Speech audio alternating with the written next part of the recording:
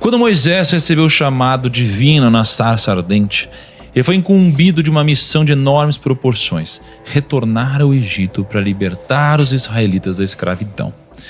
Apesar de suas inseguranças e hesitações, Moisés aceitou o desafio, fortalecido pelas promessas e sinais dados por Deus. Ao chegar no Egito, Moisés, acompanhado por seu irmão Arão, apresentou-se diante do faraó. Eles transmitiram a mensagem divina: deixe o meu povo ir. No entanto, o coração do faraó estava endurecido e ele recusou-se a libertar os israelitas, não reconhecendo a autoridade de Deus. Em resposta à desobediência do faraó, Deus anunciou que enviava uma série de pragas sobre o Egito, cada uma mais devastadora que a anterior, demonstrando o seu poder e exigindo a libertação de seu povo.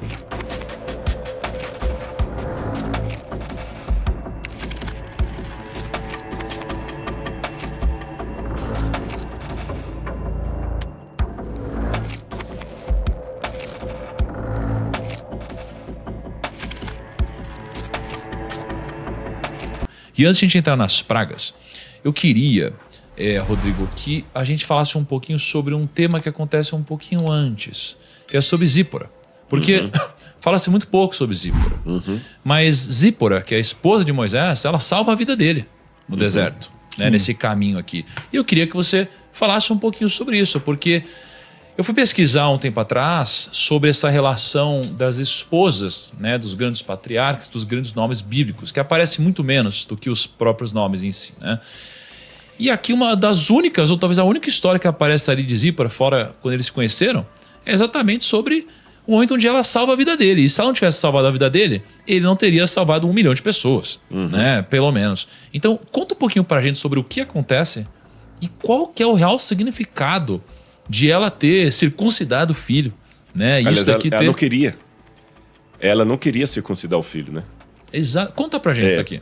Isso aqui é justamente um pouco antes deles voltarem para o Egito. Deus falou o seguinte: olha, Moisés, deixa eu pegar lá atrás então. Zípora salva a vida de Moisés, dá um lar para ele, dá dignidade para ele, dá um novo começo para ele. Dá amor. Dá amor. Tanto é que ele fica feliz ali. Ele vira realmente um pastor de ovelhas, cuidando ali da família dele. Então, aí ela teve um papel proeminente. Mas olha que interessante. Lá, ela teve dificuldade de aceitar o plano de Deus. Então, nós temos que entender que toda a história bíblica, todas que contamos até agora, não excetuando a de Jesus, ela também tem, por detrás das cortinas, um conflito cósmico entre o bem e o mal, onde agentes do bem e do mal estão duelando pelos seres humanos. Tá certo? E a Bíblia nos mostra, às vezes, o descortinar disso. E as pessoas que estão nesse mundo têm que ter uma conexão com Deus constante e muito clara e o tempo todo, senão a pessoa que hoje salva, amanhã pode prejudicar. Quando Moisés chegou em casa, a Bíblia não diz isso diretamente, estou lendo das entrelinhas. Zípora, eu vou ter que voltar para o Egito. Você está ficando louco? Você não falou que você saiu de lá? Pois é, mas Deus apareceu para mim lá no deserto. Eu vou ter que voltar para lá. Ela talvez deve ter chorado. E até um primeiro momento, normal, como qualquer mulher. Não quero perder meu marido. Que situação é essa? E eu falei, tem mais. Deus falou que antes que eu fosse, eu deveria tornar os nossos filhos hebreus. Eu tenho que circuncidá-los, porque essa foi a aliança que Deus fez com Abraão lá atrás. E se eu vou como líder, eu tenho que dar o exemplo em tudo. Inclusive com a minha família. Dando o exemplo, eu digo. Aí ela pegou e falou assim, você não pode fazer isso não, você não pode fazer isso. Ela falou, eu tenho que ir. Aí Deus até falou que se ele não fosse, ele mataria o nosso primogênito. Aí diz o capítulo 4, verso 24. Estando Moisés no caminho, o Senhor o encontrou e quis matá-lo. Porque Moisés, por causa da fala da Zípora, ele não queria circuncidar o menino e ainda assim quase não vai para o Egito. Então, essa parte aí me pega. Porque, de repente, Deus apareceu para Moisés. Não era qualquer missão, não era qualquer pessoa. Era um plano muito grande. Mas é a mulher dele. Mas, de repente, porque não, isso é uma interpretação. Pela minha leitura, não é tão claro que esse é o real motivo.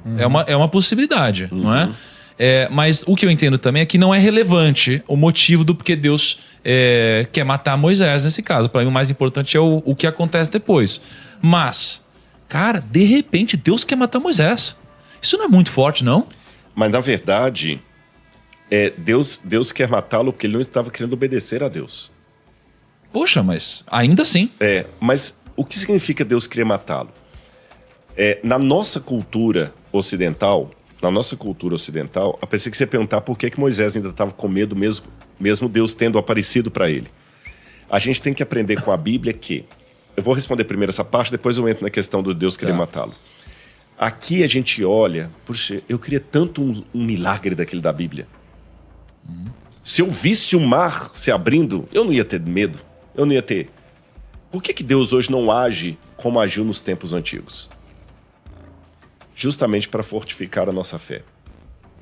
Porque se milagre fosse uma comprovação óbvia que convertesse a todo mundo, Deus faria milagre todos os dias. Mas a prova maior que milagre não leva ninguém à salvação é que mesmo diante da sarça ardente, Moisés temeu, mesmo diante do mar vermelho se abrindo, o povo adorou o bezerro de ouro. É verdade. Então o milagre é mais ou menos... O milagre na vida do crente é mais ou menos como o dinheiro na vida de alguém de empreendedor. Eu ouvi isso de alguém aí, não lembro de quem. O dinheiro, o sucesso, não deve ser o meio, deve ser a consequência. Tô certo? Sim. O dinheiro, o sucesso não é o meio. Se você quiser entrar no mundo dos negócios, porque você quer ganhar dinheiro, você pode começar pelo motivo errado e não vai dar certo. Você tem que ser competente naquilo que faz e o dinheiro e o sucesso vão vir como consequência.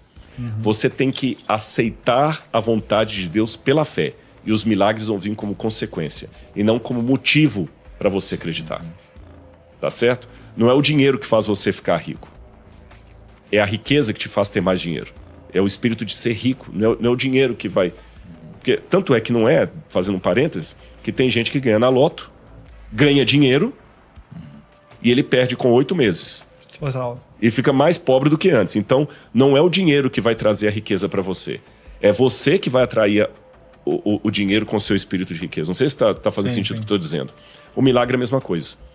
Então Moisés tinha que, pela fé, entender a vontade de Deus como nós hoje. E por que Deus queria matá-lo? Bom, na nossa cultura ocidental, a gente não entende esses atos mais radicais de Deus. Mas Deus age com a cultura do Oriente Médio. O Oriente Médio, o pessoal era mais seco mesmo. Era desse jeito. Se eu coloco uma comparação para o pessoal entender, essa atitude de Deus de matar Moisés é como se estivesse treinando Moisés para o que ele havia de enfrentar. Como é que você treina um soldado para a guerra? Jogando xadrez com ele? Ou botando dentro de uma barraca e jogando gás lacrimogêneo lá dentro? Lembra do Tropa de Elite? Pede para sair, pede para sair. A gente conhece, né? Por quê? Vocês conhecem, eu imagino o que você está falando aí. Entendeu? Por que aquilo ali? E não, é verdade. Você falou da experiência que você teve, não deu detalhes, mas dá pra gente ter uma ideia. Essa experiência que vocês passaram espiritual, o cara bota você pra ralar ali, pra te desestruturar mesmo. E te preparar pra uma outra batalha. Sim. Então Deus estava preparando Moisés mesmo, sabe? É igual o pugilista. Vai lá, ó, começa a bater em você, começa a fazer, paga 10 flexões agora. Eu tô com raiva de você, isso mesmo. Quanto mais raiva você tiver, mais você vai tirar o que eu quero. Moisés, eu não tô pra brincadeira. Eu não tô pra brincadeira. Eu fiquei conversando com você numa boa, você só ficou dando desculpa.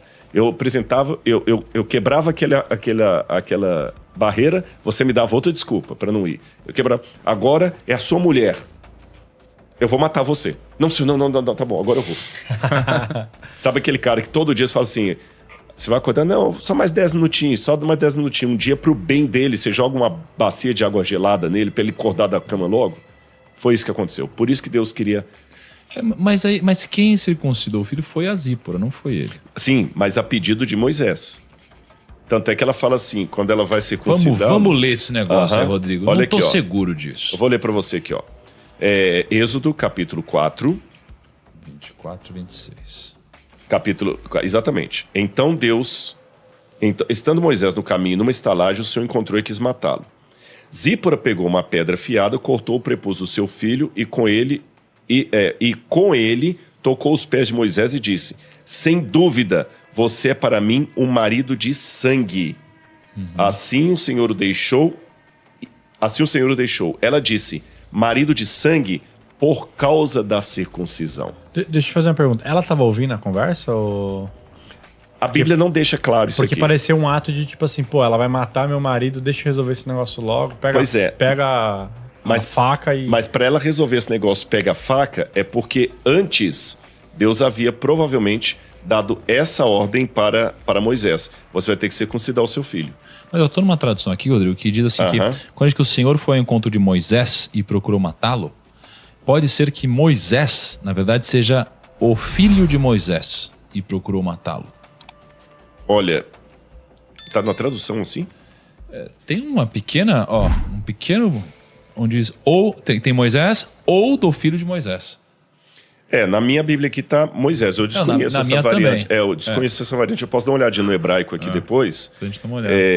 Mas o que você está dizendo é, ok, o que aconteceu aqui então foi quase que um teste do que estava por vir, uma lapidação para que Moisés pudesse entender a gravidade do que estava acontecendo. Exatamente. E aí ele que pediu para Zípora para fazer isso. A Bíblia não diz isso claramente, mas por ela falar assim, sabe aquele negocinho? Tá aqui, ó, tá feito.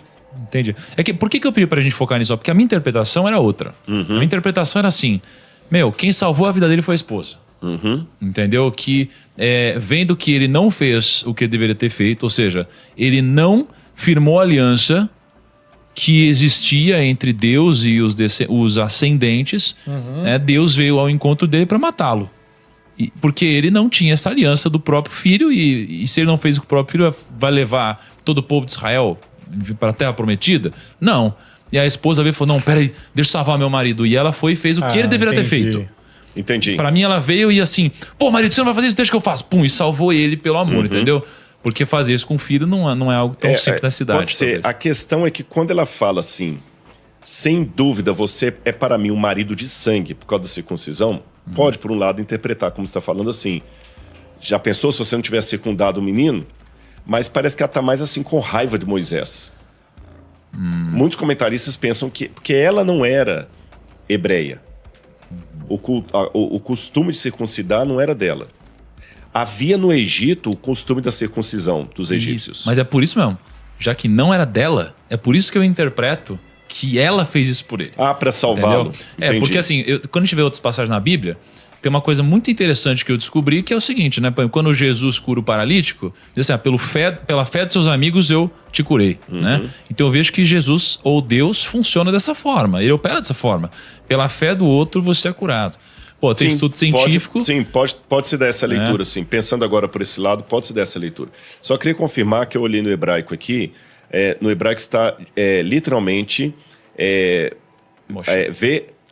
Vabakesh Hamitov, que significa que e deu o Senhor, né, Yahweh, Vabakesh Hamitov, o Senhor procurava matá-lo. Então não tem nada aqui no texto que dê a entender que seria o filho dele, não. Mas nem que seria ele também, né?